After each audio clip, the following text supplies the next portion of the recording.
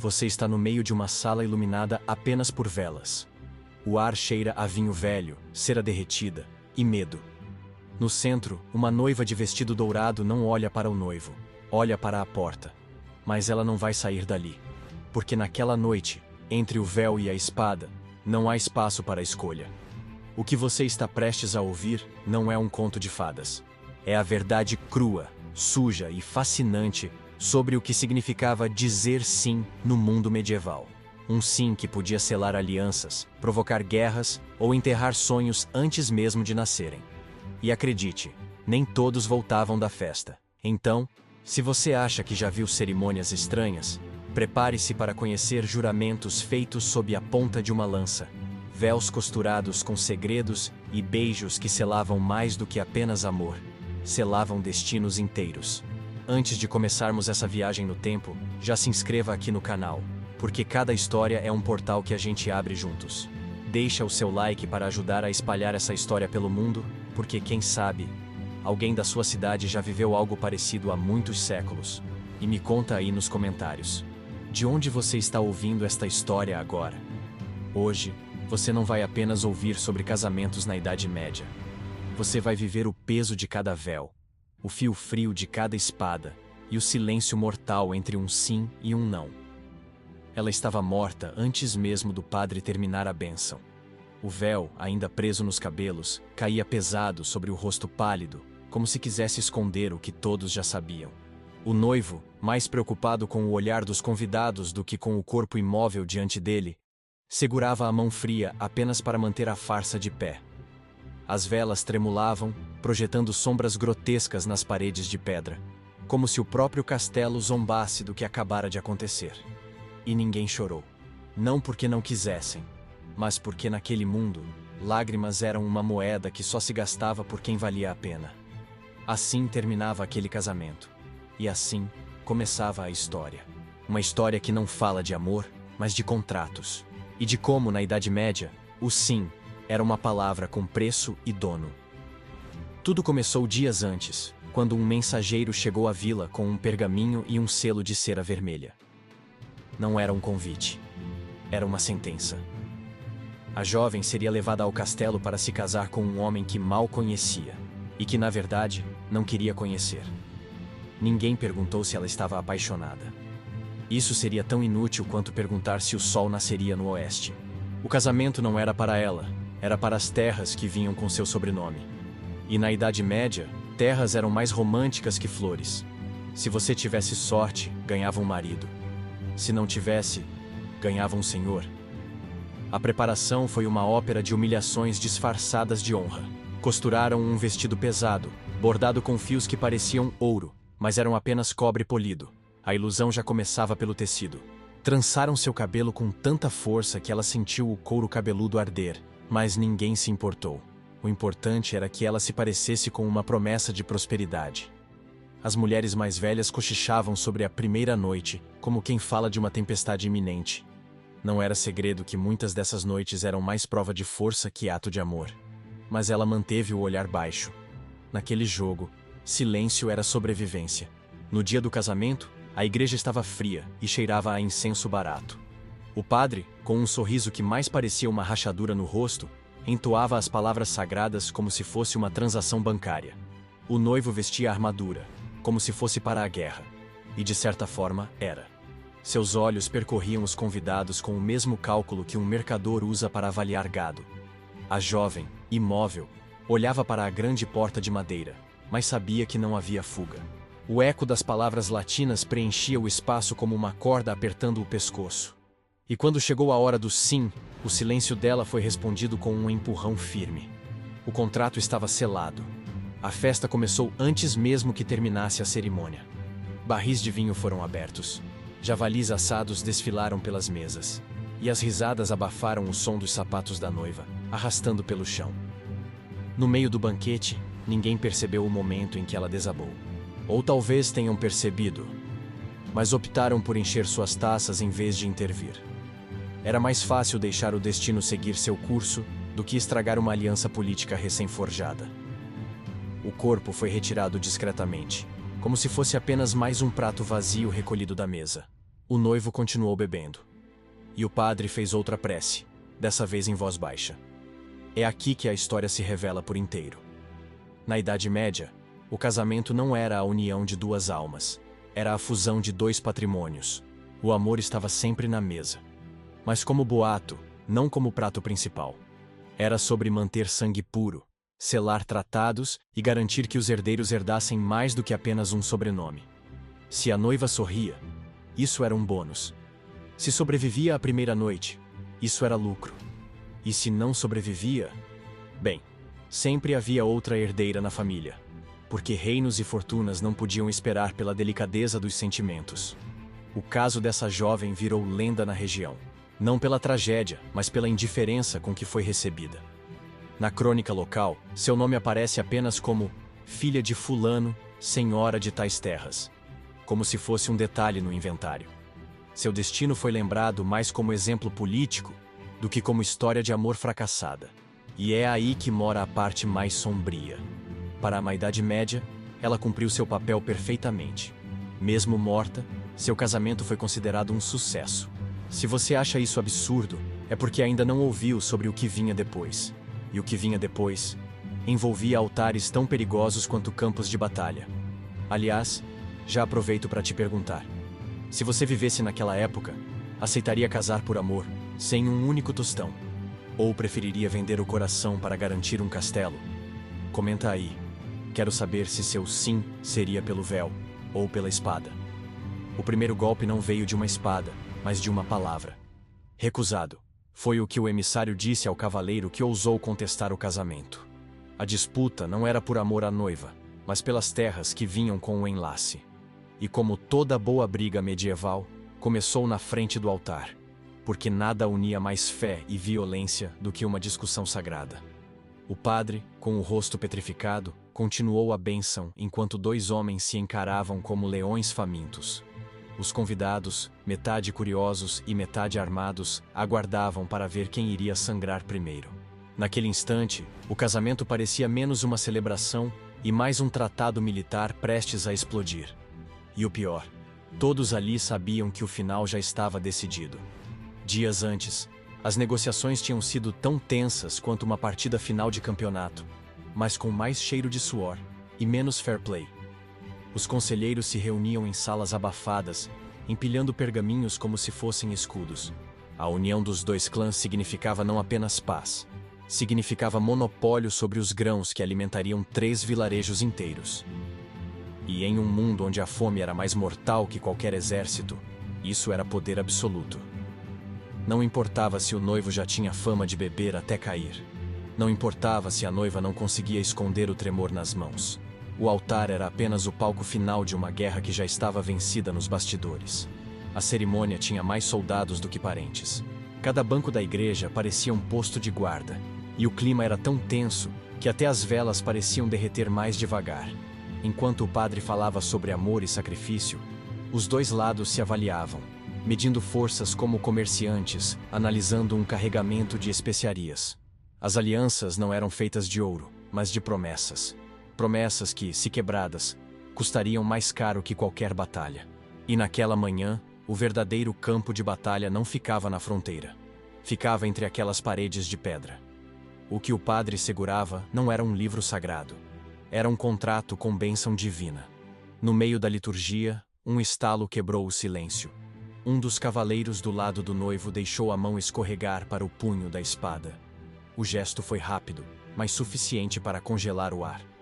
Metade dos convidados se enrijeceu, enquanto a outra metade olhou para as portas, calculando uma rota de fuga.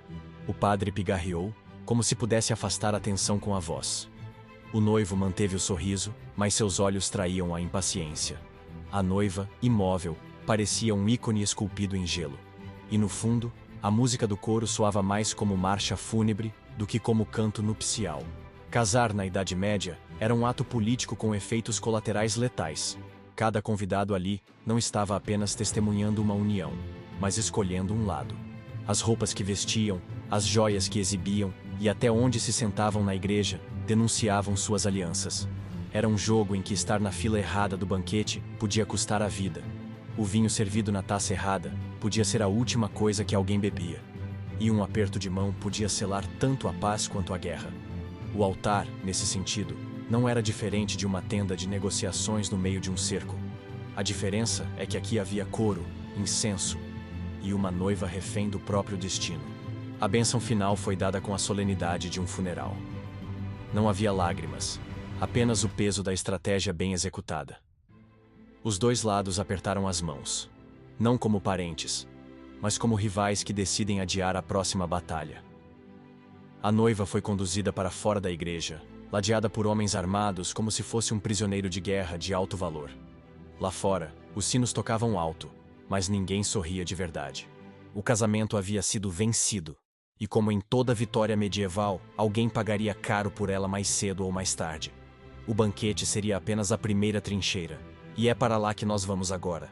Ele não usava coroa, mas tinha mais poder que muitos reis. O padre que celebrou aquele casamento não era apenas um homem de fé, era um estrategista com batina. No dia anterior, foi visto na câmara do noivo, negociando um acordo que não constava nas escrituras.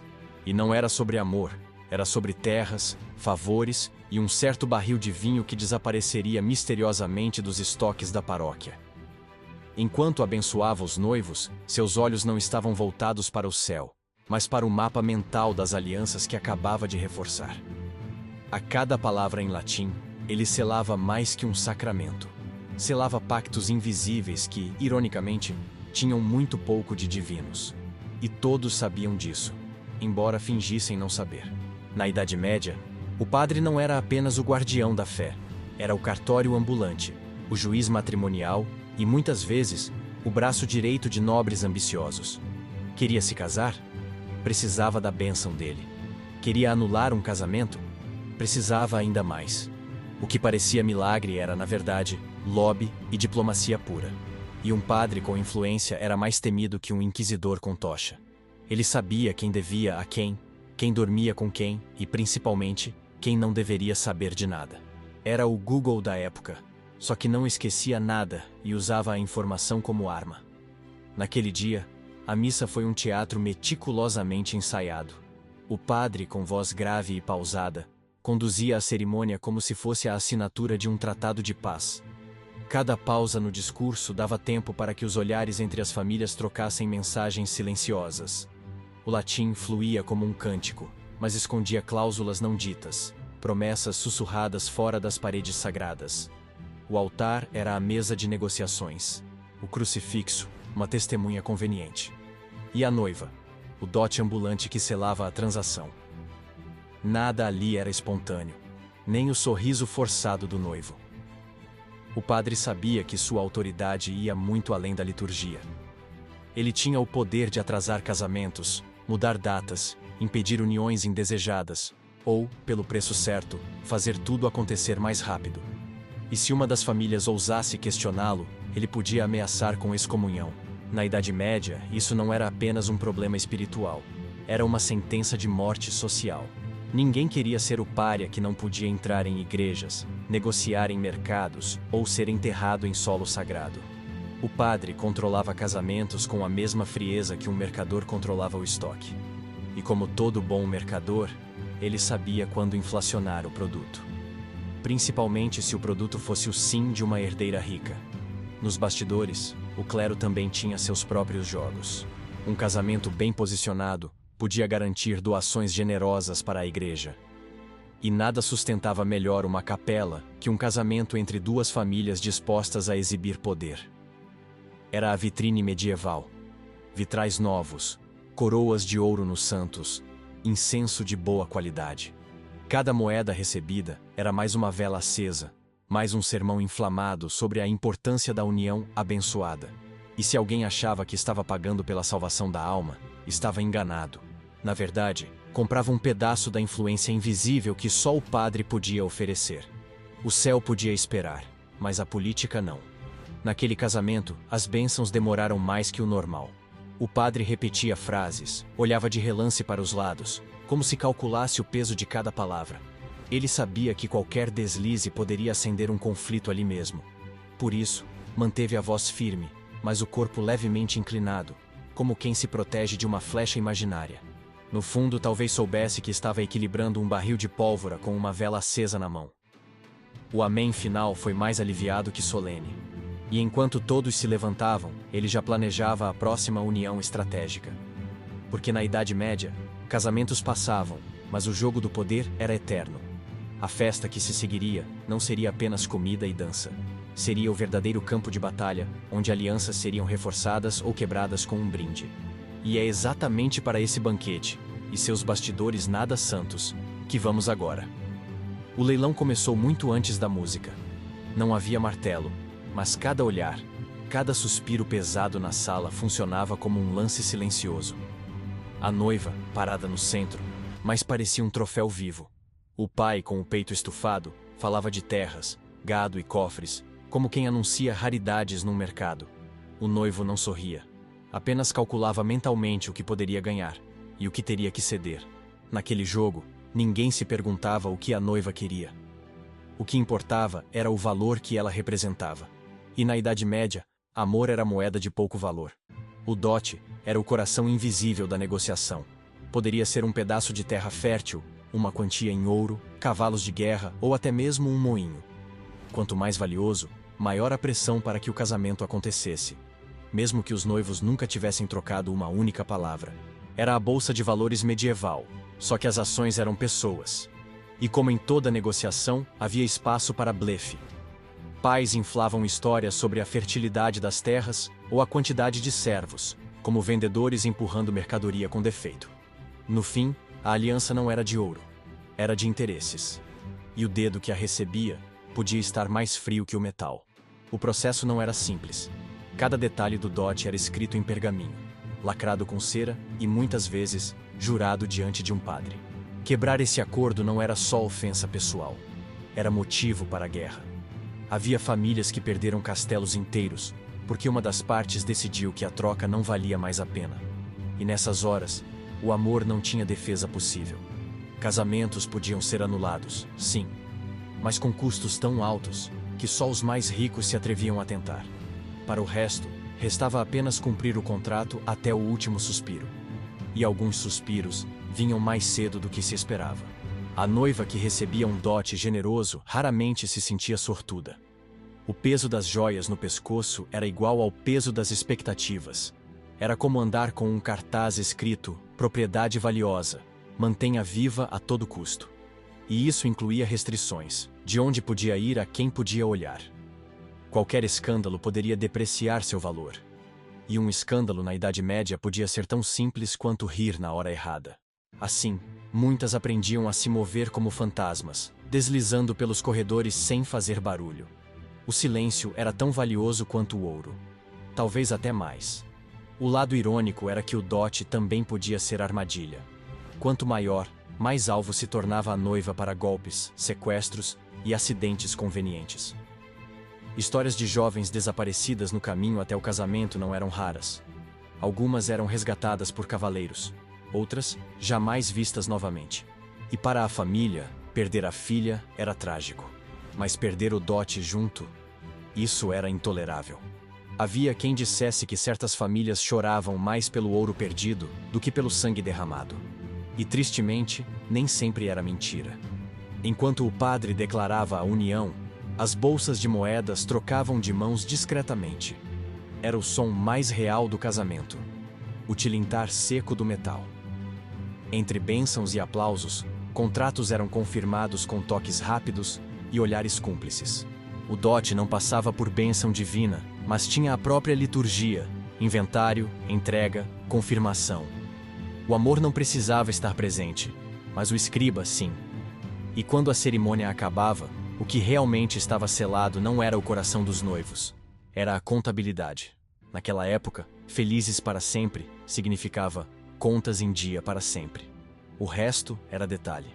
E agora, com o contrato firmado e o preço pago, vinha a parte que todos temiam e comentavam em sussurros: a noite em que o véu se tornava cortina e a espada. Bem, a espada podia cortar mais que tecido. O som do ferrolho girando foi mais alto que qualquer promessa feita no altar.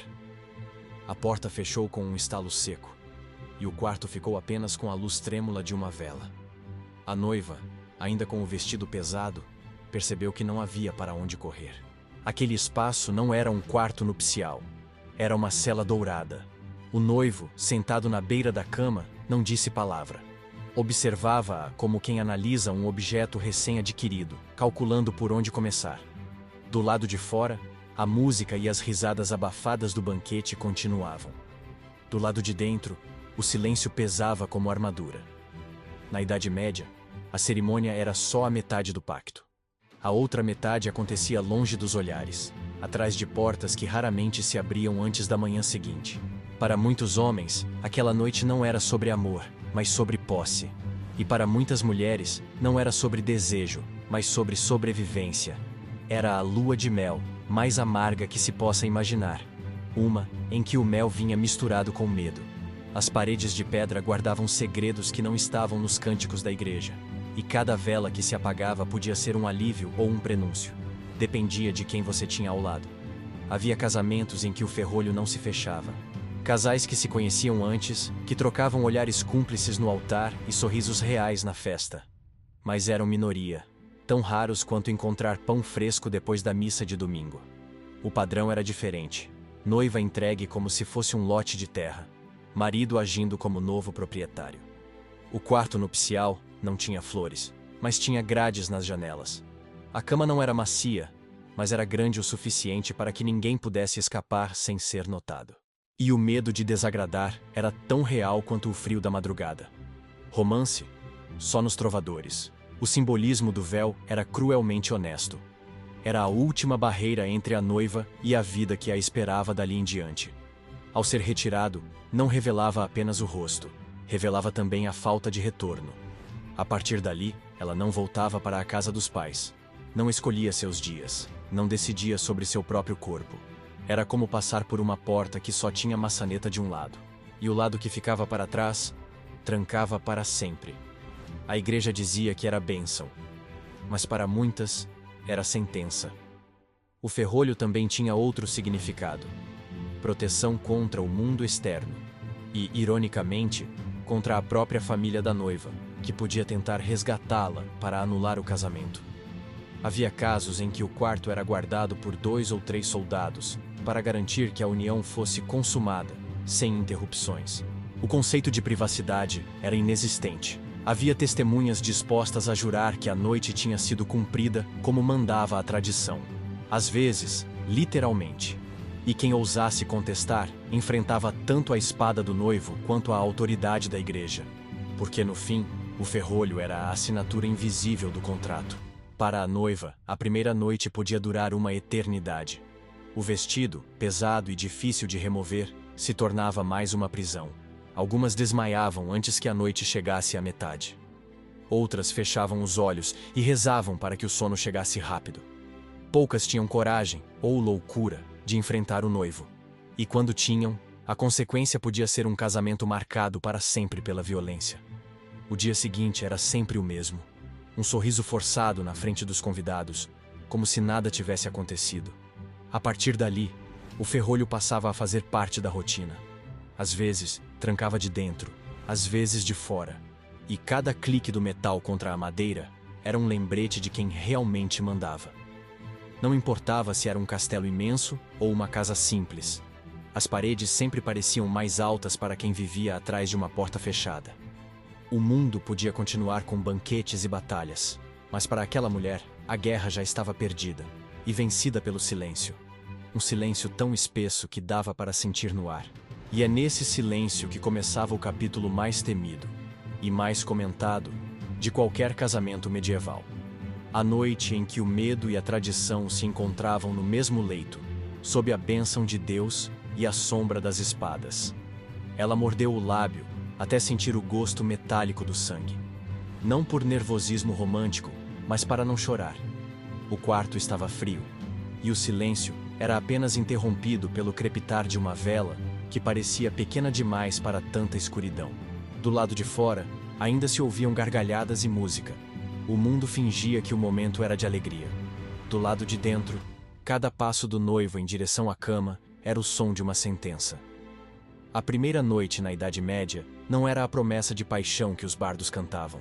Era um ritual de poder, e o medo era sempre convidado de honra. E quando ele entrava, raramente saía. Muito antes daquela porta se fechar, as expectativas já estavam definidas. O casamento não precisava de amor, mas precisava de consumação.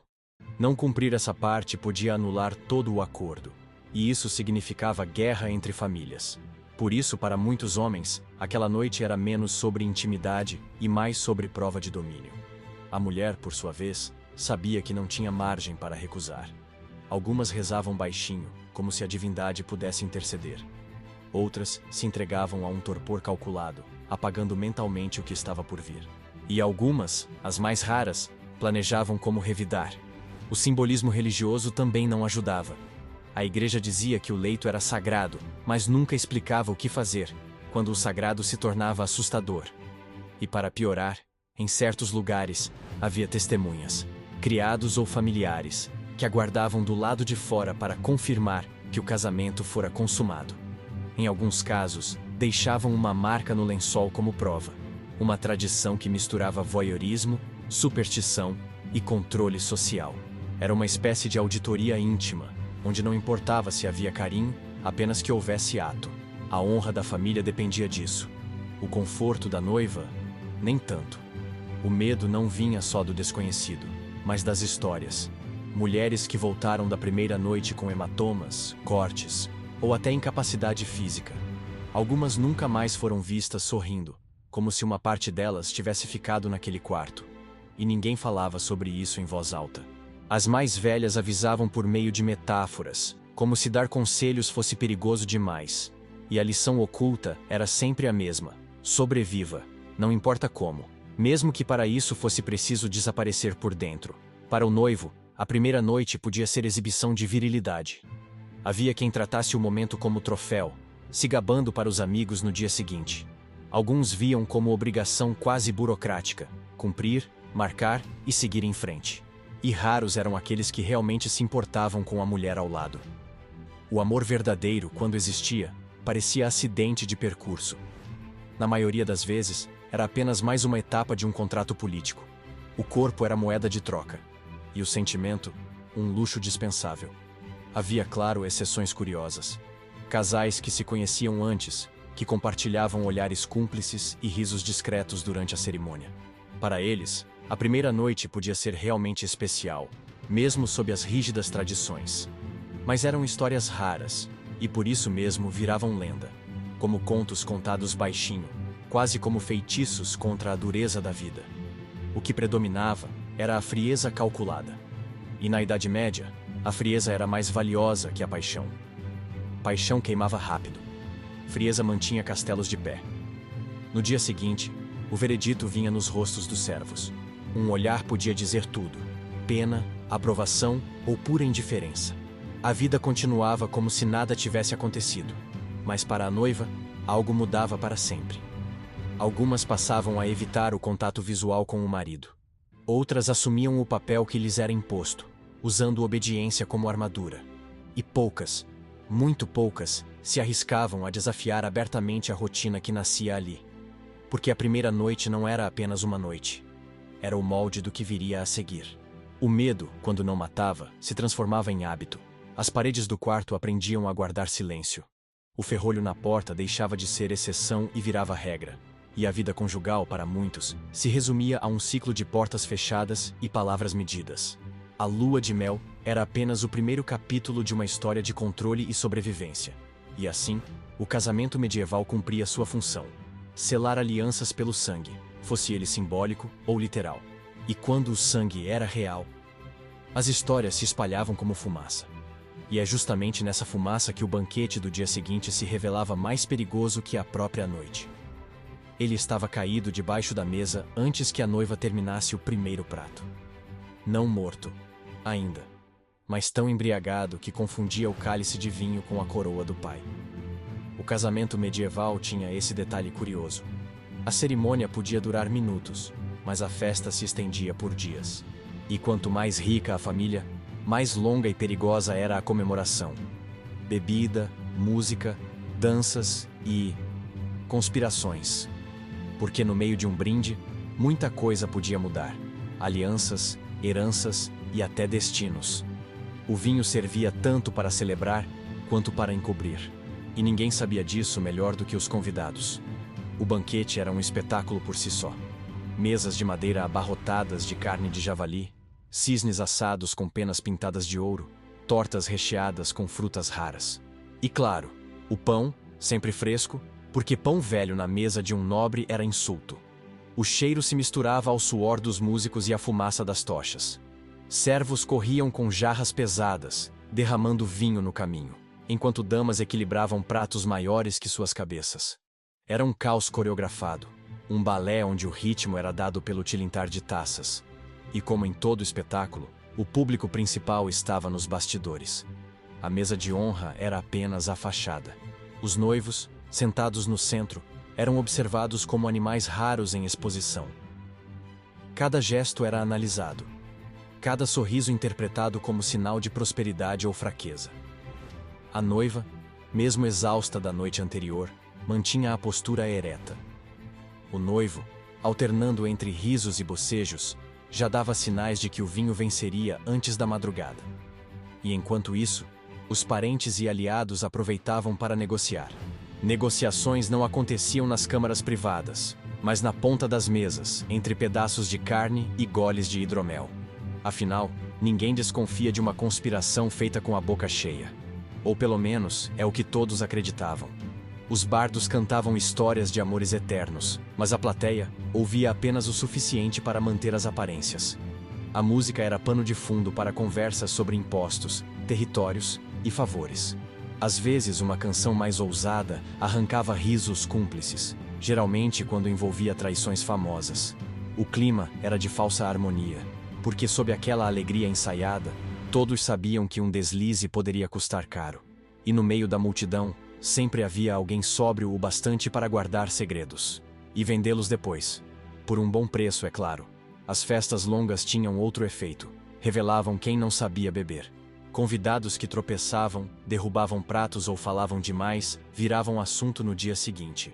E a fofoca, naquela época, era arma política. Um boato espalhado durante a festa podia arruinar casamentos, provocar duelos e até justificar assassinatos por honra.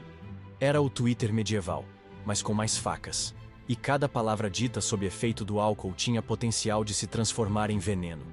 Veneno que, ironicamente, também podia estar na taça. Porque algumas festas terminavam com mais corpos do que o início da noite. E não por falta de comida. Para os recém-casados, a festa era um teste de resistência. Havia que sorrir, brindar, comer, ouvir discursos e, principalmente, não demonstrar fraqueza. A noiva não podia parecer abatida, e o noivo não podia parecer distraído. Mesmo que ambos só quisessem desaparecer dali. A corte não perdoava sinais de tédio ou desconforto. Tudo tinha que parecer perfeito, ou pelo menos, convincente. E convencer na Idade Média era mais valioso que a própria felicidade, principalmente quando havia heranças envolvidas. O amanhecer de um banquete não trazia descanso. Trazia novas conversas, novas dívidas e, às vezes, novas promessas. Alguns casamentos eram praticamente redesenhados na ressaca do dia seguinte. Um brinde mal interpretado podia virar tratado. Um abraço mais demorado podia virar suspeita. E tudo isso era anotado mentalmente por aqueles que viviam de observar. Porque, no fundo, a festa era mais perigosa que qualquer batalha. E o próximo prato do banquete, muitas vezes, era servido gelado. Mas a parte realmente letal do casamento medieval não estava na festa em si.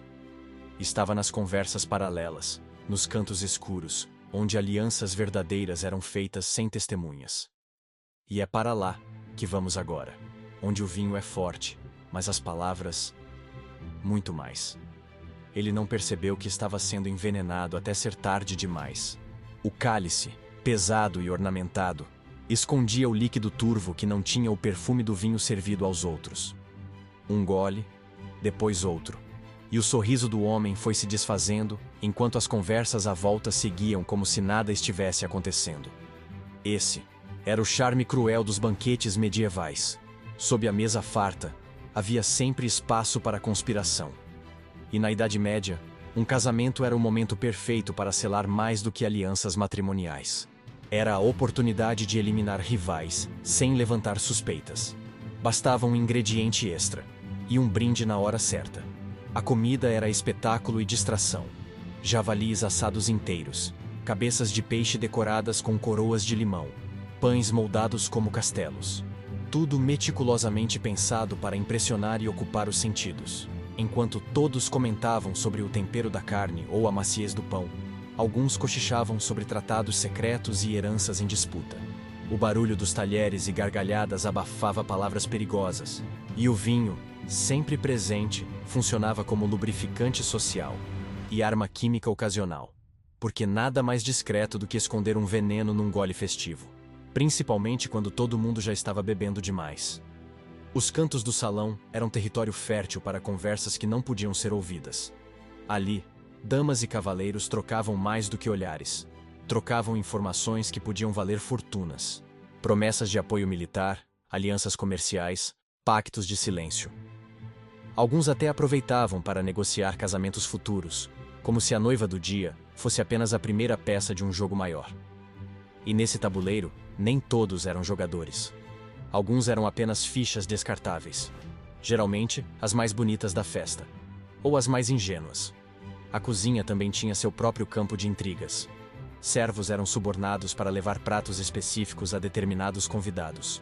Receitas eram acidentalmente alteradas para provocar indisposição ou sonolência em rivais políticos.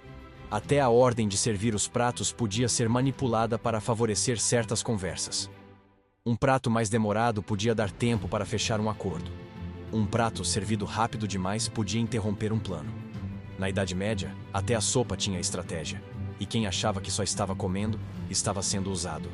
O noivo, sentado no centro, raramente percebia a dimensão do que acontecia à sua volta. Era o protagonista apenas no papel.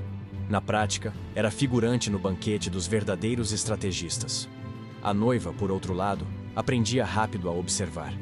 O casamento podia tê-la tornado prisioneira, mas isso não significava que ela não pudesse ouvir. E ouvir era poder. Cada palavra sussurrada perto dela virava um fio na teia que, um dia, poderia puxar. Mas até lá, precisava sorrir e beber o vinho certo. O perigo aumentava conforme a noite avançava. Com os guardas mais relaxados e os músicos mais bêbados, as conversas ganhavam coragem. A política se misturava com insinuações, e os planos mais ousados eram traçados justamente quando todos pareciam distraídos. Era o momento perfeito para plantar mentiras, ou verdades inconvenientes. Alguns aproveitavam para sabotar alianças, criar rixas, espalhar boatos que fermentariam nos dias seguintes. O casamento acabava virando um campo minado de fofocas, e muitas vezes de cadáveres. Quando o corpo do homem que bebeu o cálice errado caiu sob a mesa, ninguém gritou. A música não parou. 2 servos o arrastaram discretamente, como se fosse apenas alguém que exagerou no vinho. E os convidados seguiram comendo. Esse era o código não escrito. Nada interrompia o banquete. Afinal, um casamento era mais importante que uma vida. E a morte, ali, era apenas mais uma convidada de honra. Sempre à espreita, sempre com um lugar reservado na mesa. No fim, o que se lembrava não era a comida ou o vinho. Eram as decisões tomadas entre um prato e outro. As alianças que nasceram entre goles e as traições que se esconderam atrás de brindes. O banquete na Idade Média era tão mortal quanto qualquer batalha. A diferença era que o sangue, quando corria, ficava bem escondido. E quando aparecia, já era tarde demais. Por isso, para muitos, o prato principal do casamento não era a carne. Era a conspiração. E é justamente nas sombras dessas conspirações que vamos encontrar a próxima história. O corpo estava frio quando o véu foi levantado. A coroa de flores parecia zombar da palidez dos lábios. Não havia grito, não havia correria, apenas um silêncio que engolia cada canto da sala. O noivo, com um sorriso tenso, fingiu não perceber. O padre, por sua vez, ajustou o tom da voz como se estivesse apenas lendo mais um salmo. Naquele casamento, a noiva nunca deu o sim. E mesmo assim, o contrato foi cumprido. Porque na Idade Média, até os mortos podiam se casar. Casamentos post-mortem não eram lenda. Em casos raros, mas politicamente convenientes, a união era realizada mesmo que um dos noivos tivesse morrido antes da cerimônia. Era menos sobre amor e mais sobre manter heranças e alianças intactas. O corpo era vestido, enfeitado, posicionado como se estivesse apenas exausto. O sim era substituído por um aceno simbólico, dado pelo tutor ou representante da família. A cerimônia prosseguia como se nada fosse incomum, e de fato, para aquela época, não era. Era apenas mais uma forma de garantir que o jogo de poder não fosse interrompido. O estranho é que o banquete acontecia normalmente. Convidados brindavam, músicos tocavam, crianças corriam entre as mesas. O corpo, em alguns casos, permanecia em um canto, descansando até o enterro. Tudo com a mesma naturalidade com que se serviria um prato de carne. Era uma forma brutal de dizer que a vida individual importava pouco diante das necessidades coletivas, ou melhor, familiares. O casamento era um contrato que não podia morrer junto com a pessoa. Se a assinatura fosse necessária, alguém a fazia. E a herança seguia seu destino previsto. Havia, claro, histórias que ultrapassavam o limite do macabro. Como a de uma noiva que morreu envenenada horas antes da cerimônia, mas ainda assim foi levada ao altar. O veneno nunca foi investigado, afinal, a união beneficiava ambos os lados. O assassino, se é que houve, provavelmente estava na plateia, brindando com todos. E essa era a ironia cruel. O crime podia estar sentado ao lado da vítima, mas ninguém perguntava nada. Não era de bom tom estragar um casamento, mesmo que fosse um casamento com a morte. A simbologia religiosa ajudava a legitimar o ato. Dizia-se que a união no altar tinha valor eterno e que mesmo no além, o casal estaria junto. Uma justificativa conveniente para quem queria manter títulos e propriedades sob controle. O amor, nesse discurso, era transformado em algo tão inquestionável quanto o próprio dogma. Mas todos sabiam que não era amor, era interesse. A morte era apenas um obstáculo administrativo. E obstáculos administrativos sempre tinham solução, principalmente quando havia ouro envolvido. A frieza com que essas cerimônias aconteciam revela muito sobre a mentalidade da época. A vida humana era apenas uma peça no tabuleiro maior. Casamentos eram jogadas estratégicas, e se o jogador saía de cena, outro assumia, mesmo que fosse um corpo. Os sentimentos ficavam de fora da equação. O importante era manter o acordo intacto. E se isso significasse colocar um cadáver diante do altar, que fosse. Porque na lógica medieval, um contrato assinado com a morte ainda era um contrato válido. E até mais respeitado. O pós-cerimônia era um teatro de normalidade. O cortejo fúnebre podia seguir direto do banquete. Convidados iam embora carregando lembranças confusas. Música e luto, vinho e lágrimas. Mas o saldo político estava garantido. E no fim, era isso que importava. O nome da noiva entrava para a história, como nota de rodapé em um inventário. O Felizes para Sempre era substituído por propriedades transferidas com sucesso. E ninguém parecia achar estranho. Histórias como essa circulavam nos salões, sempre em tom baixo, quase supersticioso. Eram usadas para lembrar a todos que nada, nem mesmo a morte, estava acima da conveniência política. Para quem ouvia, era um aviso e uma ameaça ao mesmo tempo. E para quem vivia, era um lembrete de que estar vivo no dia do casamento era um privilégio. Privilégio que nem todos tinham. E que nem todos queriam. Porque às vezes, o altar era só a porta de entrada para algo muito pior. E é por essa porta que vamos passar agora, para conhecer os rituais mais estranhos que se escondiam atrás das bênçãos.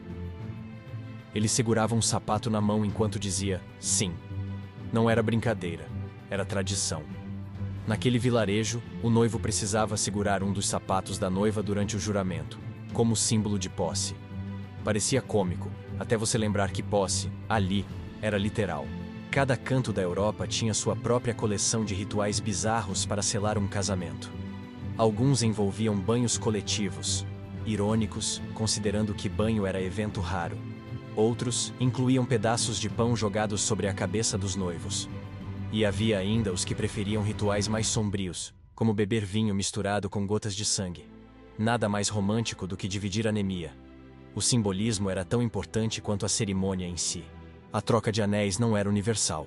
Em alguns lugares, trocavam moedas, pedras preciosas ou até punhais. Em certas regiões, o noivo precisava quebrar um prato no altar, representando que nada separaria o casal. exceto, claro, cacos no chão e cortes nos pés. Havia rituais que envolviam amarrar as mãos dos noivos com uma corda, prática que deu origem à expressão dar as mãos em matrimônio. Mas na época, a sensação era menos de união e mais de prisão simbólica. Tudo era feito sob o olhar atento da comunidade, porque o casamento era assunto público. E juramentos públicos eram difíceis de quebrar. Algumas tradições vinham carregadas de superstição. Plantar uma árvore no dia do casamento, para garantir fertilidade. Colocar sal nos bolsos, para afastar espíritos invejosos. Ou, em casos mais extremos, carregar um pedaço de ferro escondido na roupa, para afastar feitiçaria. E sim, havia quem fosse para o altar com uma adaga na bota, só por precaução. A fronteira entre fé e paranoia era tão fina quanto o véu da noiva. E todos preferiam exagerar na proteção a arriscar uma maldição conjugal. Afinal, casamento já era difícil sem magia negra envolvida. Alguns juramentos eram literalmente para sempre. Havia votos feitos diante de relíquias sagradas, juramentos gravados em pedra ou escritos em pergaminhos selados e guardados na igreja. Romper um desses votos era visto como ofensa não só ao cônjuge, mas a Deus e à comunidade inteira. E a punição podia variar de multas pesadas à expulsão da aldeia. Em alguns casos, o casal precisava refazer a cerimônia para provar que ainda estava unido. Ou seja, reviver todo o teatro, mas com menos vinho e mais ressentimento. O que, convenhamos, é um teste de amor mais cruel que qualquer outro. Entre os rituais mais estranhos estava o beijo do altar. Não era o beijo dos noivos, mas o beijo dado pelo noivo, no anel do bispo. Simbolizava respeito e submissão à autoridade religiosa. Mas na prática, era um lembrete de quem mandava na relação, e não era o marido. Esse gesto podia parecer simples, mas carregava peso político enorme. O bispo, ao receber o beijo, abençoava a união, ou aguardava como moeda de troca futura. E como toda moeda, podia ser cobrada no momento mais inconveniente possível. Afinal, promessas dadas em público têm vida longa, principalmente quando valem ouro. Para os convidados, os rituais eram espetáculo e entretenimento. Riam, comentavam, comparavam com casamentos anteriores, e como bons especialistas de corredor, faziam apostas sobre quanto tempo aquela união duraria. O casamento não era apenas o início de uma vida a dois. Era um evento social a ser lembrado, ou esquecido por todos. E cada detalhe do ritual entrava para o folclore local. Se a noiva tropeçasse no altar, era sinal de má sorte. Se o noivo derrubasse a taça, era prenúncio de brigas. E se nada desse errado, alguém inventava um presságio ruim para manter a tradição. O mais curioso é que muitos rituais sobreviveram disfarçados até hoje. Trocar alianças, cortar o bolo juntos, jogar arroz, tudo isso tem raízes medievais. Só que na época, cada gesto tinha peso religioso, político ou mágico. Hoje, a maioria é só protocolo e foto para redes sociais. Mas se você puxar o fio da história, vai encontrar o mesmo propósito. Provar ao mundo que duas pessoas estão presas uma à outra por algo maior que o próprio desejo. E naquela época, esse algo maior era quase sempre o interesse das famílias. O amor, quando existia, era apenas convidado. No fim, esses rituais eram como correntes invisíveis. Podiam ser simbólicos, mas tinham efeito real. Prendiam, controlavam e moldavam o comportamento do casal diante da comunidade. E quebrá-los era tão arriscado quanto quebrar a lei. Porque no mundo medieval, tradição era lei. E lei, ali, raramente era justa. O próximo passo, depois do ritual, era sobreviver aos olhares e ouvidos atentos das testemunhas. E é para essas testemunhas que vamos agora. Algumas mais perigosas que benéficas. Ela não estava ali para segurar o buquê. A madrinha, de vestido discreto e olhar afiado, conhecia cada detalhe das terras do noivo e cada rumor sobre sua família. Enquanto todos acreditavam que sua função era apoiar a noiva, ela cumpria outra missão: observar, ouvir e relatar. Na Idade Média, muitas madrinhas e padrinhos eram escolhidos não pelo vínculo afetivo, mas pela utilidade estratégica. Serviam como olhos e ouvidos de famílias interessadas em garantir que o acordo fosse cumprido. E quando necessário, também sabiam como impedir que ele fosse. O altar, afinal, não era imune a espiões. e alguns juravam que eles eram mais numerosos que os próprios convidados. O papel oficial era nobre, testemunhar o casamento e garantir que não houvesse impedimentos. O papel real, no entanto, era muito mais sombrio. Alguns anotavam mentalmente cada reação dos noivos, cada olhar trocado com terceiros, cada hesitação na voz. Essas informações, no lugar certo, podiam valer mais do que um baú de ouro. Uma palavra mal interpretada virava fofoca, fofoca virava boato, e boato podia arruinar reputações. Os espiões disfarçados de parentes distantes eram especialistas em transformar migalhas em escândalos, e não havia melhor terreno para isso do que um casamento. Afinal, todos estavam vulneráveis, distraídos e, com sorte, um pouco bêbados. Algumas madrinhas eram designadas pela própria igreja. Sob o pretexto de proteger o sacramento, acompanhavam cada passo do casal nos primeiros dias, o que para muitos era apenas mais uma forma de controle. E havia casos em que relatavam comportamentos considerados inadequados, como se a noiva falasse demais ou o noivo se ausentasse muito. Esses relatos iam direto para os ouvidos de quem podia decidir o futuro do casal. E bastava um padre influente para transformar boatos em sentença. Era vigilância em tempo integral, e raramente bem intencionada. O curioso é que alguns espiões nem precisavam esconder sua função.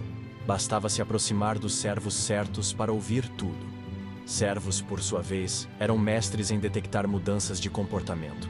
Sabiam quando o casal brigava, quando havia visitas não anunciadas, quando o quarto ficava trancado por tempo demais.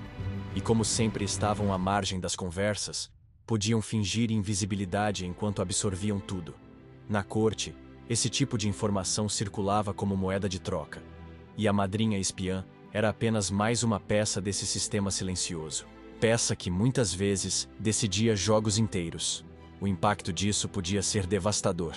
Um relatório malicioso podia gerar a anulação de um casamento, ou pior, a execução de um dos cônjuges por suspeita de traição. Não era preciso prova, apenas narrativa convincente. E ninguém narrava melhor que um espião que fingia ser amigo. Era o teatro dentro do teatro, o casamento encenado no altar e o casamento julgado nos corredores. E como qualquer boa peça, sempre havia reviravolta. Algumas noivas descobriam tarde demais que haviam sido vigiadas desde o primeiro dia. E não havia como desfazer o que já fora contado. Nem sempre, porém, o espião vencia.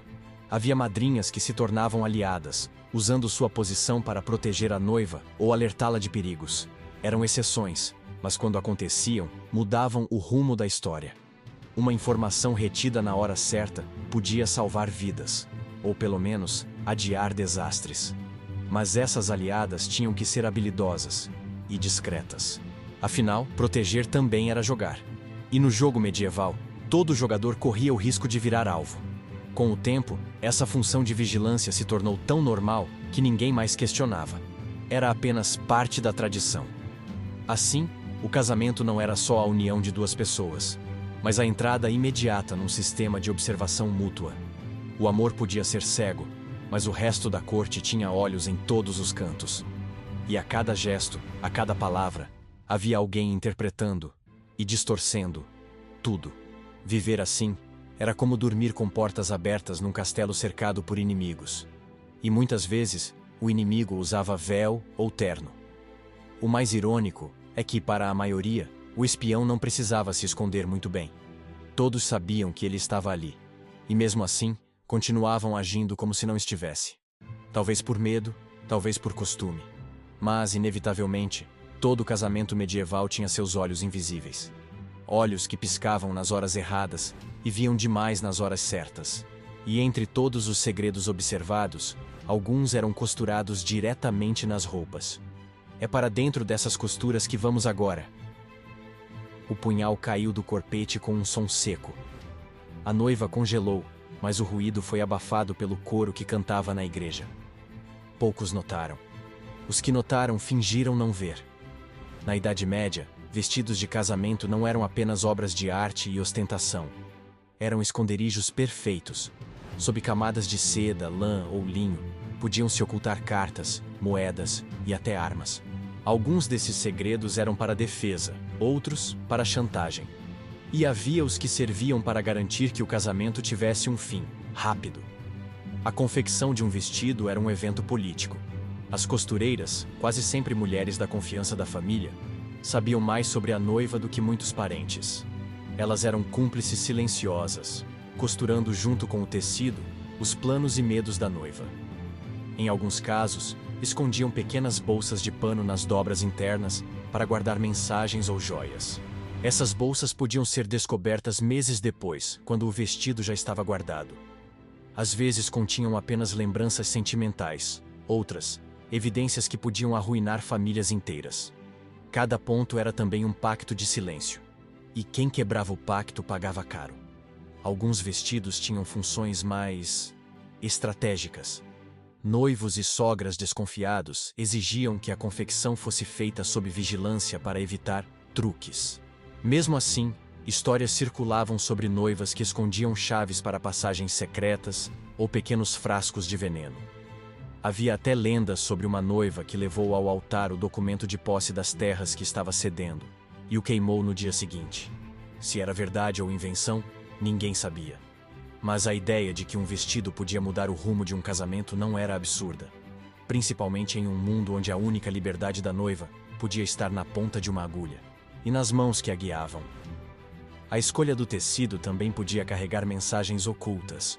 Cores específicas indicavam alianças políticas, fidelidade religiosa ou até rivalidades. Um tom errado podia ser interpretado como provocação e provocar represálias. Até o bordado tinha significado. Flores específicas, símbolos heráldicos, até figuras discretamente provocativas. Para os mais atentos, o vestido era uma carta aberta escrita em linguagem visual. Para os desatentos, era apenas belo. E como sempre, a ignorância podia ser mortal. Especialmente para quem subestimava a inteligência da noiva. Muitas mulheres usavam o vestido como última expressão de autonomia. Mesmo em casamentos arranjados, encontravam maneiras de inserir pequenos detalhes que contavam suas histórias. Uma costura irregular, um pedaço de tecido vindo de casa, um bordado escondido na barra. Esses sinais, invisíveis para a maioria, eram como assinaturas secretas. Um lembrete de que, por baixo de toda a pompa e controle, ainda havia uma pessoa ali. E que aquela pessoa podia ter planos próprios. Planos que, às vezes, não incluíam o marido. Ou a vida que lhe era imposta. Os vestidos mais ricos eram também os mais perigosos. Quanto mais camadas, mais fácil esconder o que não devia estar ali. E quanto mais pesados, mais justificativa para movimentos estranhos ou demorados. Alguns noivos desconfiados mandavam revistar o traje antes da cerimônia. Tarefa nada confortável para a noiva. Mas nem sempre encontravam tudo. Porque, afinal, costureiras habilidosas sabiam criar compartimentos tão bem escondidos que pareciam parte natural da peça. E só quem conhecia o truque sabia onde procurar. E quando procurar. O dia do casamento para algumas noivas era também o dia de executar um plano. Seja fuga, seja vingança, seja simples autopreservação. Um vestido podia carregar o mapa da rota de escape, moedas para subornar guardas ou até a chave do portão leste do castelo. E se ninguém descobrisse até o momento certo, era possível desaparecer antes da noite de núpcias. Não eram muitas as que conseguiam, mas as que conseguiam viravam lenda. E essas lendas inspiravam outras, o que, por sua vez, fazia noivos aumentarem a vigilância. Era um jogo sem fim. No fim, o vestido de noiva medieval não era apenas roupa, era armadura, disfarce e cofre. Protegia, escondia e às vezes matava. O que ele guardava podia ser mais importante que a própria cerimônia, e o que revelava podia mudar destinos. Entre fios dourados e rendas delicadas, havia histórias que jamais foram contadas em voz alta, e segredos que, costurados no silêncio, ainda ecoam séculos depois. Segredos que muitas vezes eram pagos com sangue e brindados como presentes de casamento. E falando em presentes, o próximo capítulo mostra que nem todo presente recebido pelos noivos era motivo de alegria. Alguns eram, na verdade, maldições embrulhadas em fita. Ele abriu a caixa e, por um instante, acreditou que fosse uma joia rara. O brilho dourado enganava qualquer olhar apressado. Mas quando o noivo tocou o objeto, um corte fino abriu-se em seu dedo, quase imperceptível. Horas depois, já no banquete, Sua pele começou a arder e a visão a turvar. O presente não era joia, era armadilha. E na Idade Média, não havia nada mais sofisticado do que um presente envenenado entregue com um sorriso. Principalmente quando era oferecido na frente de toda a corte. Porque ninguém suspeita do que todos aplaudem. Presentes de casamento tinham peso político. Não eram simples demonstrações de afeto, mas declarações públicas de status, alianças e intenções. Um baú de moedas podia significar apoio militar, uma espada decorada, promessa de defesa. Mas havia presentes que carregavam significados ocultos, e às vezes, ameaças silenciosas. Um objeto de valor podia estar amaldiçoado, contaminado ou alterado para se tornar mortal. E quem oferecia sabia exatamente o que estava fazendo. Na corte, dar um presente errado era insulto. Dar um presente fatal era estratégia. A escolha dos presentes era quase tão importante quanto a própria cerimônia.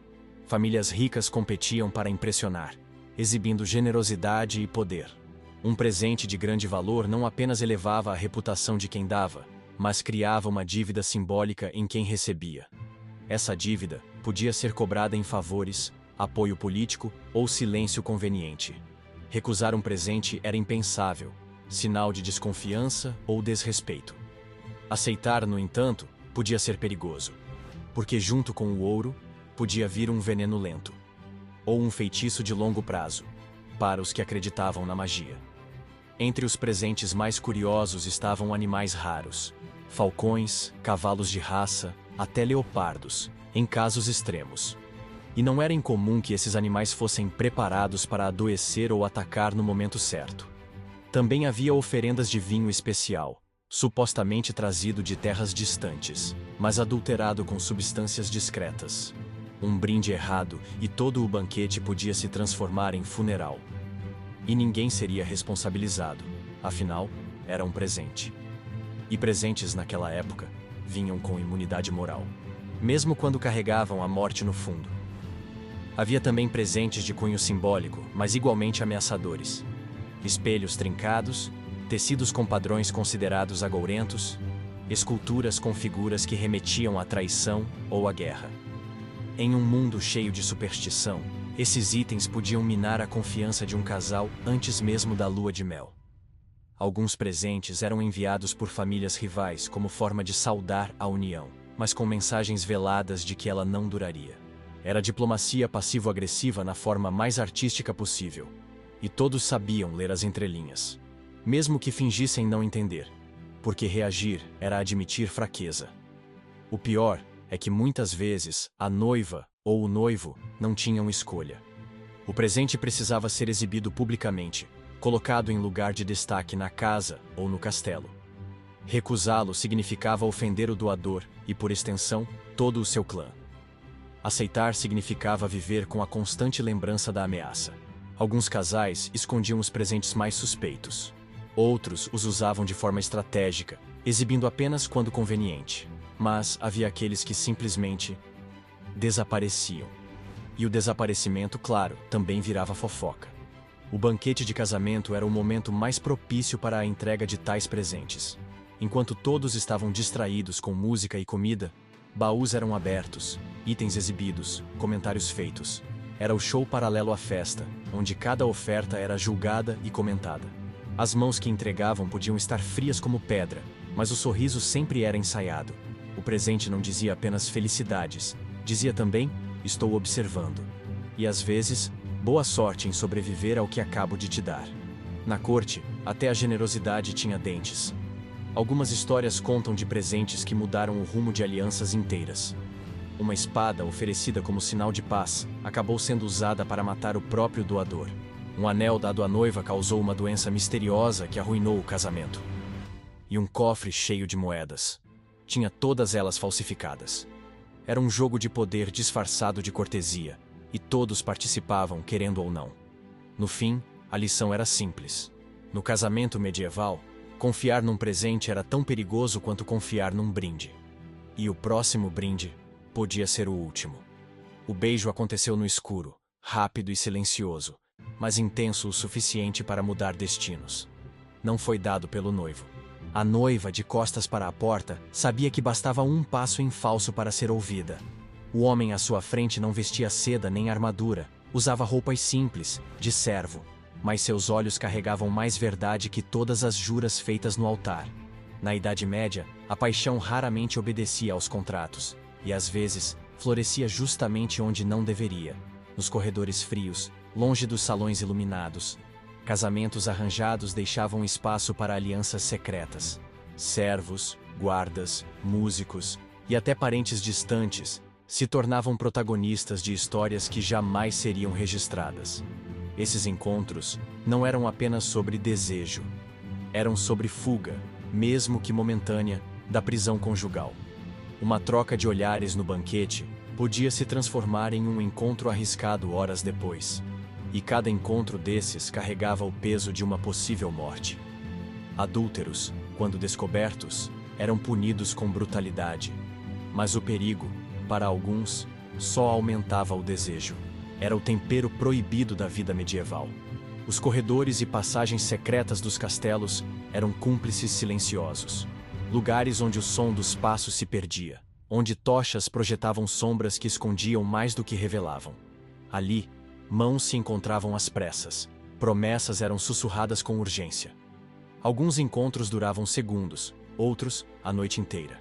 Mas todos tinham algo em comum. Precisavam desaparecer sem deixar rastro. Nem sempre dava certo. Um botão solto, um perfume persistente, um olhar trocado no momento errado. Bastava pouco para a verdade vazar. A igreja e a nobreza viam esses casos como ameaças diretas à ordem. Não era apenas traição amorosa, era traição política. Um filho ilegítimo podia abalar heranças e disputas por tronos. Por isso, a punição era severa. De prisões a execuções públicas. Mas o amor proibido não se intimidava facilmente. Quanto maior a barreira, maior a ousadia. E a ousadia, muitas vezes, se escondia atrás de máscaras de lealdade, ou de véus cuidadosamente posicionados. Havia histórias de amantes que conseguiram manter o segredo por décadas. Alguns usavam códigos disfarçados em músicas tocadas durante o banquete. Outros marcavam encontros com base no ciclo da lua, evitando guardas e rondas. E alguns se encontravam apenas uma vez ao ano, mas mantinham viva a chama através de mensagens escondidas em objetos domésticos. Era um jogo de paciência e risco. E como todo jogo, tinha vencedores e derrotados. Mas no caso dos perdedores, a derrota podia custar a cabeça. Literalmente. O fascínio por esses amores vinha justamente do perigo. Era a rebeldia silenciosa contra um sistema que tratava o casamento como contrato e não como escolha. Para alguns, era a única forma de lembrar que eram humanos e não apenas peças políticas. Mas cada beijo, cada toque, era uma aposta. Uma aposta onde a moeda era a própria vida. E a banca, invariavelmente, era cruel. Ainda assim, muitos jogavam.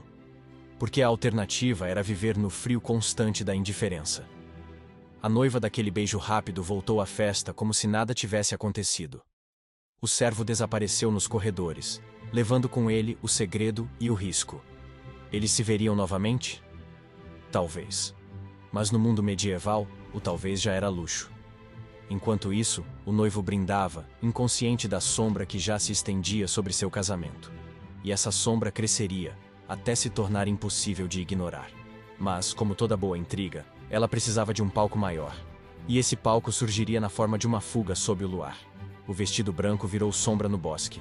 Ela corria descalça, com o coração batendo tão alto, que parecia denunciar cada passo. Atrás, o som distante de vozes e cães ganhava força. A fuga não era um capricho, era sobrevivência. Na Idade Média, poucas noivas ousavam fugir antes ou depois da cerimônia. As que tentavam sabiam que, se fossem pegas, a punição seria pior que qualquer vida infeliz ao lado do marido. Mas havia momentos em que o medo de ficar era maior que o medo de ser caçada. E essa era a centelha necessária para correr. Fugir exigia planejamento. O bosque à noite não era seguro, mas era a única opção. As rotas eram estudadas semanas antes, com a ajuda de cúmplices, quase sempre servos leais ou familiares dispostos a arriscar tudo. Um cavalo deixado em silêncio, um portão destrancado, uma distração no banquete. Cada detalhe podia significar a diferença entre liberdade e captura. E tudo precisava acontecer sem levantar suspeitas.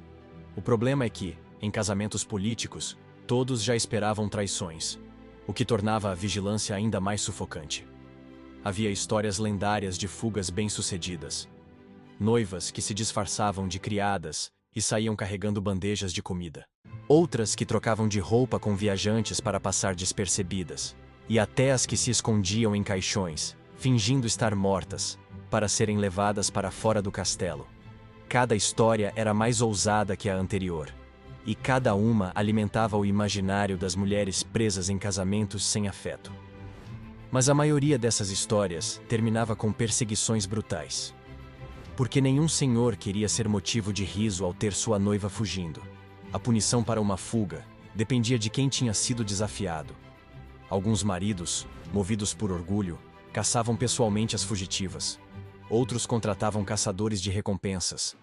Havia também aqueles que, em vez de buscar a esposa, buscavam quem a ajudou, e garantiam que ninguém mais tivesse coragem de fazer o mesmo.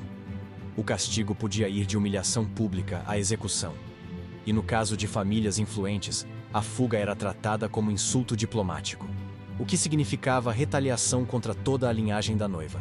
Era mais do que fuga, era guerra. As motivações para fugir variavam.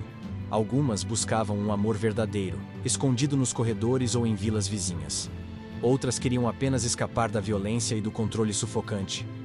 E havia as que fugiam para entrar em conventos, trocando o jugo do marido pelo silêncio da clausura. Cada destino era arriscado à sua maneira, mas para quem já vivia como prisioneira, qualquer mudança era libertação. Mesmo que durasse pouco, mesmo que terminasse mal. A fuga também tinha um componente simbólico. Era um ato de rebeldia contra um sistema que tratava mulheres como propriedades transferíveis. E mesmo quando falhava, deixava uma marca. Uma história que outras mulheres ouviam e guardavam. Servia como sussurro de esperança, prova de que era possível tentar. E como todo sussurro proibido, se espalhava rápido. Algumas famílias proibiam suas filhas de ouvir essas histórias, mas isso só aumentava a curiosidade e a vontade de imitar. Naquela noite específica, a lua iluminava a trilha estreita pelo bosque. A noiva sabia que não teria outra chance. Atrás dela, o banquete seguia, mas logo perceberiam sua ausência. O frio cortava, os galhos arranhavam, mas ela não parava. Se chegasse ao rio, poderia atravessar e confundir os cães. Se chegasse ao vilarejo, teria abrigo. Mas se fosse pega antes, seria levada de volta para um destino selado. E o destino, naquela época, raramente era piedoso. Enquanto corria, lembrava-se das promessas sussurradas nos corredores. Promessas de liberdade, de vida longe das paredes frias do castelo. Cada passo era movido pela imagem de um amanhã diferente. E mesmo que soubesse que poderia não chegar lá, corria. Porque no fundo, correr já era vencer um pouco. Era dizer não com os pés quando a boca não podia falar. E mesmo que a captura viesse, ela teria provado algo. Que o véu, às vezes, também podia se transformar em capa para voar. Mas como toda história medieval, nem toda fuga era final feliz. Algumas terminavam no bosque, outras no rio, outras na forca.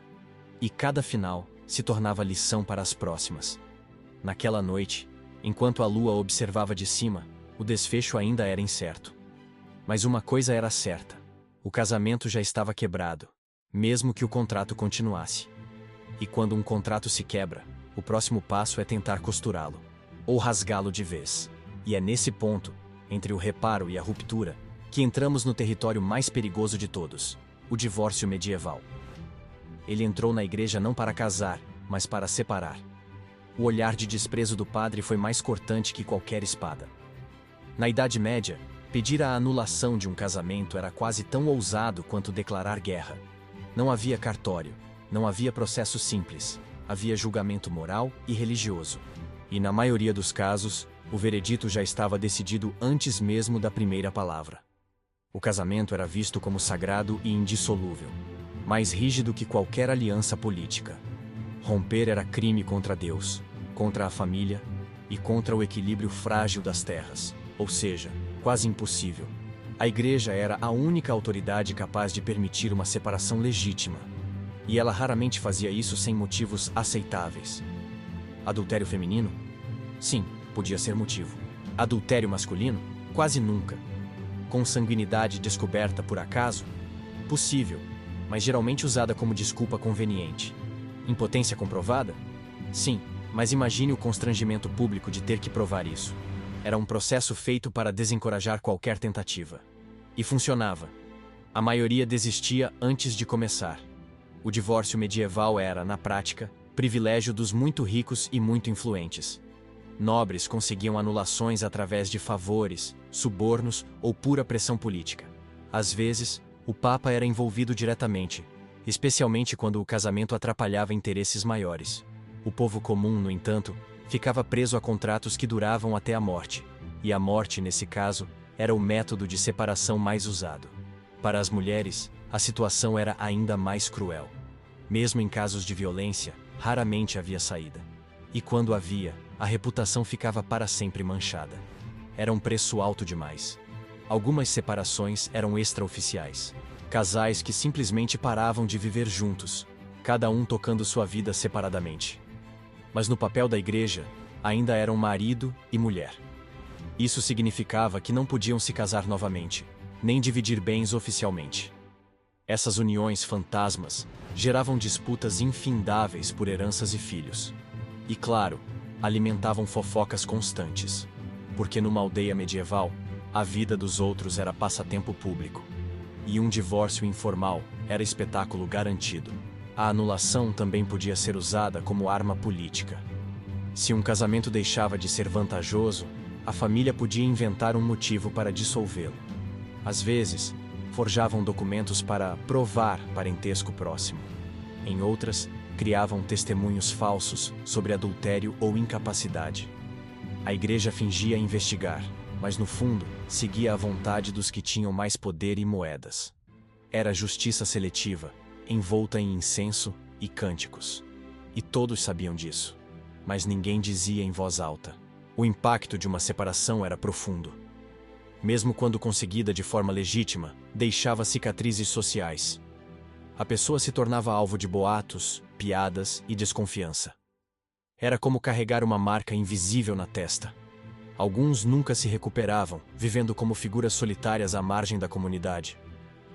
Outros aproveitavam a liberdade para remarcar alianças, sempre com cautela, porque, depois de uma separação, qualquer novo casamento era observado como um ato suspeito. E suspeita, na Idade Média, podia ser mortal. As histórias mais ousadas envolviam fugas combinadas com pedidos de anulação. Casais que se separavam e desafiavam a igreja a legitimar a nova união. Poucos venciam esse duelo. A maioria acabava exilada, sem bens e sem proteção. E, ironicamente, essa condição os deixava mais vulneráveis a casamentos forçados no futuro. Era o ciclo perfeito para manter todos sob controle. Uma armadilha montada com véus, espadas e pergaminhos selados. E a chave dessa armadilha estava sempre nas mãos erradas. Para muitos, o divórcio não era um caminho, mas um aviso. Um lembrete de que o casamento não era para ser quebrado, custasse o que custasse. E assim, pessoas infelizes permaneciam juntas, sustentando a farsa para não enfrentar o peso da separação. O amor não importava. O contrato, sim. E a honra pública, mais ainda. Era um pacto com poucas saídas. E todas elas perigosas. No fim, a separação medieval dizia mais sobre o poder de quem a conseguia do que sobre o motivo em si. Não era justiça, era estratégia. E como toda estratégia, deixava corpos pelo caminho. Alguns figurativos, outros literais. E para aqueles que não conseguiam se livrar do vínculo, restava apenas uma opção: esperar o fim. Seja dele, seja dela. Porque a morte era o único divórcio que ninguém contestava. E é justamente nesse limite entre amor e morte que chegamos ao próximo ato. O corpo caiu no meio da pista. A música parou por um instante, apenas para recomeçar, como se nada tivesse acontecido. O noivo, de rosto pálido, tentava sorrir enquanto o sangue se espalhava sob as botas. Ninguém correu para ajudar. Afinal, em certos casamentos, mortes eram apenas acidentes convenientes. A dança, que até segundos antes era símbolo de celebração, agora se tornava cena de crime. Na Idade Média, a pista de dança era lugar de alianças, mas também de armadilhas. Um passo em falso não quebrava apenas um ritmo, podia quebrar uma vida. Festas de casamento eram território perfeito para ajustes de contas. O som alto, a multidão e a bebida facilitavam aproximações perigosas. Um tropeço podia esconder uma facada. Um abraço mais apertado podia esconder a entrega de um veneno rápido. E a vítima, muitas vezes, não percebia até ser tarde demais. A corte sabia dançar de forma impecável, mas também sabia matar com a mesma graça. E a ironia era que quanto mais elegante a morte, mais rapidamente era esquecida. Virava apenas um infortúnio registrado nos livros da família. A última dança também podia ser figurada. Para alguns casais, era o momento em que se expunha, diante de todos, a verdadeira natureza da união. Movimentos rígidos, olhares desviados, passos fora de compasso denunciavam distâncias que nem o vinho conseguia encobrir. Convidados atentos liam esses sinais como presságios, e muitas vezes acertavam. A pista de dança era, para alguns, um campo de batalha silencioso, um duelo de gestos e expressões, onde o sorriso era tão afiado quanto a lâmina. Havia casamentos onde a dança final era literal e fatal. Convidados que saíam carregados, maridos que desapareciam na madrugada, noivas que adoeciam subitamente. A música, longe de ser interrompida, continuava para mascarar o ocorrido. Servos treinados removiam corpos com a mesma eficiência com que recolhiam pratos. A festa seguia, porque o objetivo era mostrar que nada podia abalar aquela aliança. Mesmo que, por dentro, todos soubessem que algo tinha mudado para sempre. E às vezes, essa mudança era o verdadeiro objetivo. Para o povo comum, a última dança era apenas mais uma tradição de encerramento. Um momento de alegria antes que os noivos fossem levados ao quarto ou para a viagem de núpcias. Mas, para a nobreza, era um momento de vigilância intensa. Quem dançava com quem se afastava cedo, quem cochichava entre passos, tudo era anotado mentalmente. A pista se tornava um mapa de alianças e intrigas. E qualquer movimento inesperado podia gerar semanas de rumores. Era o Instagram medieval, mas sem filtros, e com mais chance de morte. As músicas escolhidas para a última dança também carregavam mensagens. Canções com letras sobre lealdade, traição ou vitória eram escolhidas a dedo. Era a forma velada de enviar recados à corte, sem precisar falar. Um casal que dançava ao som de uma melodia fúnebre poderia estar enviando um aviso. Ou apenas provocando. De qualquer forma, todos interpretavam. E ninguém esquecia. Porque na corte, memória era a arma. Algumas últimas danças terminavam em fuga. O casal deixava o salão discretamente, usando a música como cortina. Para alguns, era início de uma noite de paixão. Para outros, era o momento de desaparecer para sempre, às vezes juntos, às vezes separados. E o que vinha depois dependia mais de estratégia do que de destino. Porque amor, na Idade Média, raramente tinha controle sobre o próprio final. E quando tinha, era porque alguém havia pago caro por isso. Muito caro. Naquela noite, o homem que caiu no meio da pista foi apenas mais um nome a ser apagado dos registros. O noivo dançou até o fim da música, porque parar seria admitir fraqueza. A noiva sorriu para os convidados, porque chorar seria perigoso. E a corte, satisfeita, fingiu que nada havia acontecido. A vida medieval era feita dessa habilidade de ignorar o óbvio, e de certo modo, essa era sua maior crueldade, porque a dança sempre continuava, mesmo sobre sangue. E assim chegamos ao ponto final dessa história, ou melhor, ao ponto em que todos acreditam que ela termina. Porque, depois da festa, dos rituais e das conspirações, sobra algo mais profundo e silencioso. Algo que não está no contrato, mas no espaço entre as palavras. E é nesse espaço que vamos entrar agora, para encontrar o que se esconde entre o véu e a espada. Aquilo que sobrevive quando o amor morre. Aquilo que ninguém ousa dizer em voz alta, mas que todo mundo sabe. No fim, não houve brinde, nem música, nem despedida. O salão estava vazio, exceto pela cadeira virada de lado e pela taça derrubada no chão. A história daquele casamento não terminava com um "felizes para sempre", mas com um suspiro que ninguém ouviu. O véu, agora jogado sobre uma mesa, parecia tão pesado quanto no início. A espada, encostada na parede, permanecia afiada. E entre os dois, entre o símbolo de união e o símbolo de guerra, havia apenas silêncio. Um silêncio que, na Idade Média, dizia mais que qualquer juramento. E que muitas vezes era o verdadeiro contrato. Porque quando as velas se apagavam e os convidados partiam, o que ficava não era o amor. Ficava o peso dos acordos, o medo dos rompimentos e a memória de tudo que não podia ser dito. Casamentos medievais eram menos sobre duas pessoas e mais sobre dois mundos tentando não se destruir. O problema é que, no processo, destruíam quem estava no meio. E no meio quase sempre havia uma noiva. Ela não segurava na espada, mas sentia seu fio no pescoço. Não vestia a armadura, mas carregava feridas invisíveis. E aprendia cedo que o silêncio podia ser escudo. Esse silêncio não era vazio, era povoado de olhares, gestos e mensagens não ditas. Era o espaço entre uma mão estendida e uma mão puxada. Entre um sorriso para a corte e um olhar para o chão. Entre o que o padre dizia e o que todos realmente pensavam. Era nele que se escondiam as verdadeiras histórias. Aquelas que não entravam nos registros oficiais. Aquelas que sobreviviam apenas na memória dos que ousavam prestar atenção. E que, com sorte, escapavam em sussurros no escuro. Sussurros que atravessavam gerações como fantasmas. Na Idade Média, sobreviver a um casamento era sobreviver ao jogo de poder. Era saber quando falar e, principalmente, quando calar. Porque palavras podiam ser usadas como provas, e provas podiam ser mortais. A noiva que durava anos não era necessariamente a mais dócil, mas a mais estratégica. Sabia que o amor podia ser um luxo, mas a prudência era obrigação.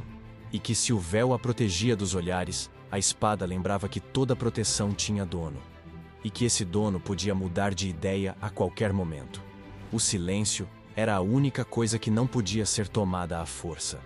Os homens também carregavam seus silêncios. Silêncios de frustração, de traições engolidas, de oportunidades perdidas.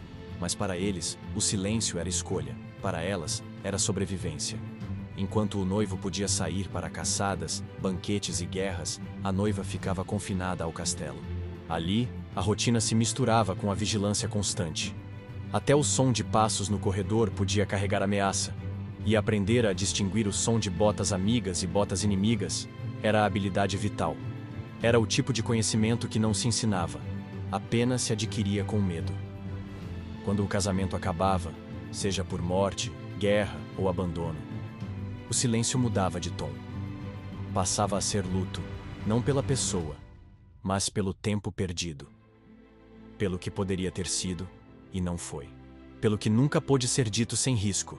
E nesse ponto, o véu e a espada já não eram mais símbolos, eram apenas objetos guardados num canto.